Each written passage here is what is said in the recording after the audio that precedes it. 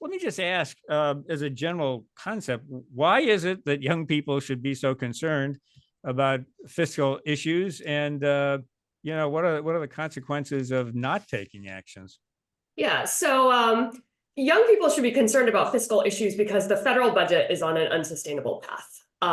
So federal debt stands around 100% of GDP today, but it's projected to grow even more to a much greater ratio to GDP, and that's harmful to future generations because to the extent that the government is out there borrowing money, that reduces resources available for private companies to invest, which harms economic growth and the well-being of future generations.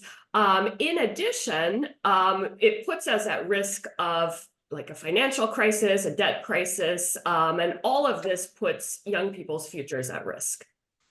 Well, they certainly have enough on their plate to to worry about without this. But I mean, I think that that's really, we target a lot of our efforts at young people because it really is. If the future is unsustainable, it's probably not going to affect people my age, but it's certainly going to affect people who are of college age. Yeah, absolutely.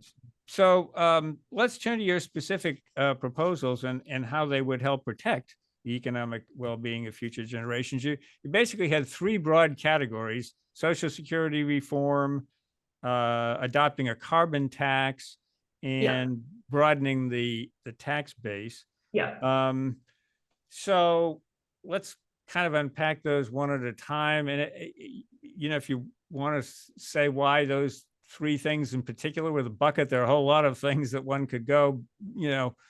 Why did they make sense as a package?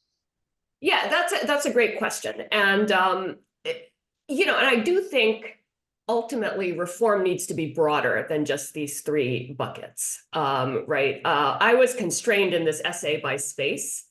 So obviously things like healthcare need to be on the table. I didn't address that at all. My expertise is really in Social Security and tax policy. So I kind of focused a little bit more on those.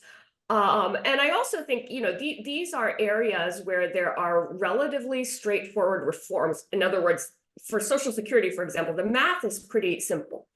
It's different from Medicare, where you're dealing with medical technology and stuff like that. So in terms of at least the accounting, the fixes are fairly straightforward. The politics is hard, but that's why I chose to sort of focus on some straightforward policies.